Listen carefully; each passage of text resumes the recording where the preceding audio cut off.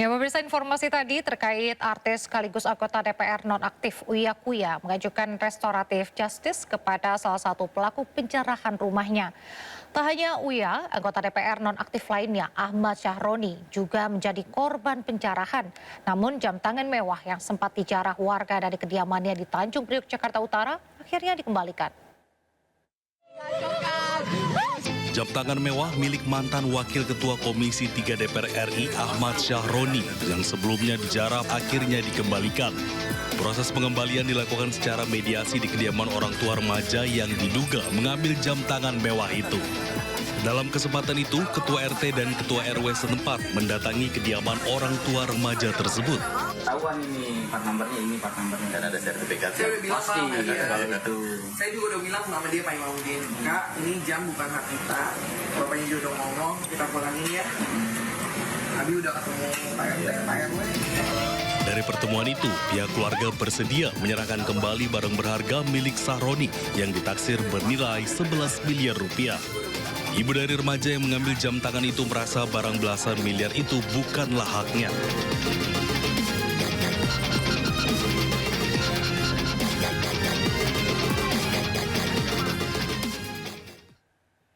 Pemirsa, rumah Menteri Keuangan Sri Mulyani juga menjadi sasaran penjarahan. Usai penjarahan, Sri Mulyani curhat di Instagramnya. Ia merasa kehilangan karena lukisan bunga miliknya diambil oleh penjara.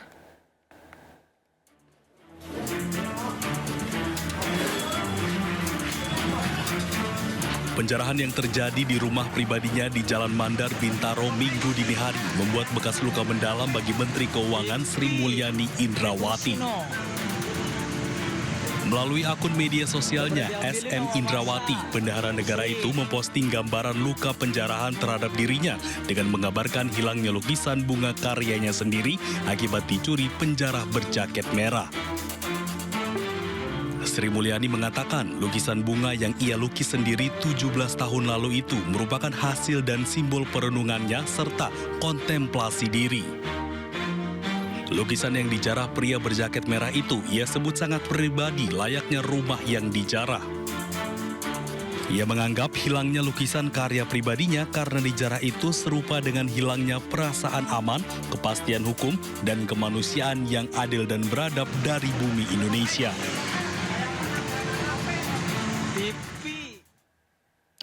Pemirsa, Bribka Rohmat, sopir kendaraan taktis Brimob, dijatuhi hukuman demosi 7 tahun usai menjalani sidang Komisi Kode Etik Profesi atas kasus meninggalnya pengemudi ojek online Afan Kurniawan. Sidang digelar tertutup di Gedung TNCC Mabes Polri, Jakarta. Dengan kejadian yang viral atas nama pribadi dan keluarga, dengan lubuk hati yang paling dalam, kami mohon kepada orang tua almarhum Afan Kurniawan dapat membukakan maaf karena kejadian tersebut.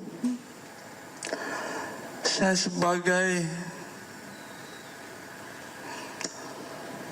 Bayangkara Brimob, Bayangkara Polri hanya menjalankan tugas perintah pimpinan, bukan kemauan diri sendiri. Ratusan buruh berkumpul di kawasan Patung Kuda Jakarta Pusat Kamis siang. Masa buruh menuntut reformasi pajak dan meminta negara memotong upah pejabat sebesar 50%. Ratusan buruh dari Aliansi Gerakan Buruh Bersama Rakyat berdatangan untuk menggelar unjuk rasa di kawasan Patung Kuda Jakarta. Mereka mulai berkumpul sekitar pukul 13.00 Kamis siang. Para buruh tiba dengan membawa beragam atribut serba merah seperti bendera hingga spanduk. Sejumlah tuntutan disampaikan seperti reformasi pajak dan meminta negara memotong upah pejabat sebesar 50%. Menuntut kepada pemerintah terkait dengan penurunan pajak, lalu juga mengkritisi tentang arogansi pejabat ataupun dari aparat yang melakukan represivitas atau pembungkaman hak berdemokrasi atau menyampaikan pendapat. Lalu juga berkaitan dengan tuntutan masyarakat, yaitu supaya menangkap para koruptor yang sampai dengan saat ini justru semakin banyak. Akibat unjuk rasa ini, sejumlah jalan di kawasan Patung Kuda Jakarta Pusat ditutup, sementara aparat kepolisian melakukan rekayasa lalu lintas. Dari Jakarta, tim Liputan iNews melaporkan.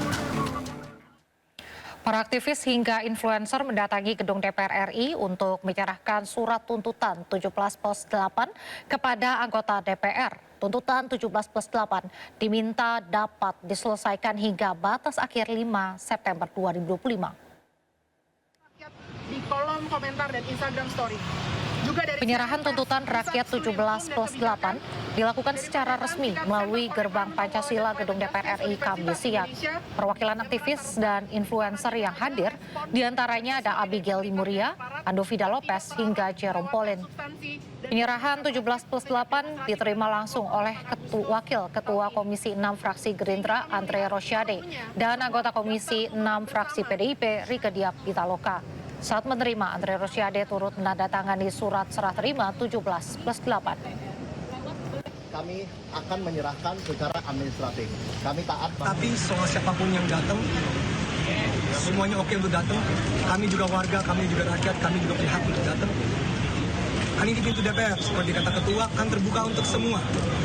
Itu bukan soal siapa dan kapan mau datang. Saatnya rakyat datang ke pintu DPR dan menyampaikan aspirasi. Saya tidak keberatan.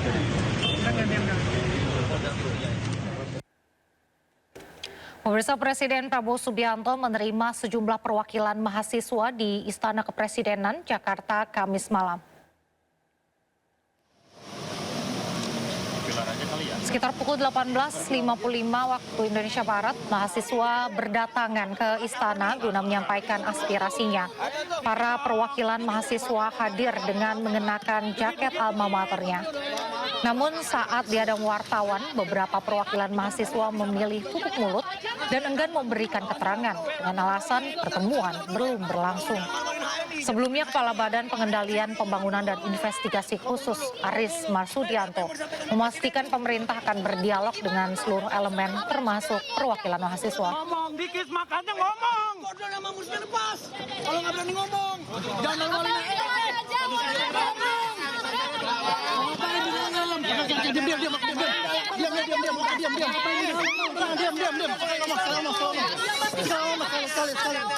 Agenda ya. Indonesia sudah ada.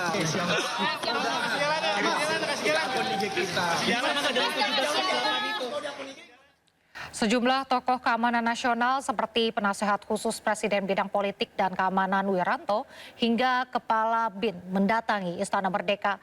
Mereka mengaku belum mengetahui agenda pembahasan dengan Presiden Prabowo, namun menduga terkait dengan situasi keamanan nasional. Kepala BIN, Letjen TNI Purnawirawan Muhammad Herindra dan Kepala Bapisus Aris Marsudianto mendatangi kompleks istana mengaku dipanggil Presiden Prabowo. Lalu Penasihat Khusus Presiden Bidang Politik dan Keamanan Wiranto serta Penasehat Presiden Bidang Urusan Pertahanan Dudung Abdurrahman juga datang ke istana. Herindra menyatakan akan memberikan informasi penting kepada Presiden. Sementara Aris Marsudianto memastikan situasi nasional saat ini dalam kondisi aman dan juga terkendali. Sedangkan Wiranto menyebut Presiden sangat memperhatikan dan responsif dengan apa yang diinginkan rakyat. Ya belum tahu ya, saya memang Presiden. Pak, membahas kondisi hari ini berarti Pak pasca kerucuhan. Ada informasi yang harus disampaikan kepada Presiden. yang diundang Informasi soal dalam kericuhan Pak. Nanti akan Pak ada mahasiswa pasti juga ya. Bapak, tapi situasi di Indonesia udah aman belum sih Pak pasca demo? Insya Allah aman. Karena kayak dari intelijen gitu Pak. Berarti udah ada dalang-dalangnya Pak.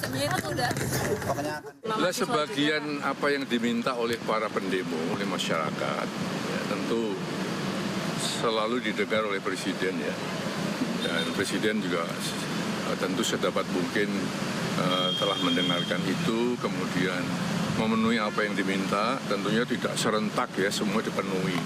Ya, semua permintaan dipenuhi kan juga repot ya. Oleh karena itu tentu kita nyerahkan saja kepada Presiden yang saya tahu beliau sangat memperhatikan, sangat mendengarkan dan responsif ya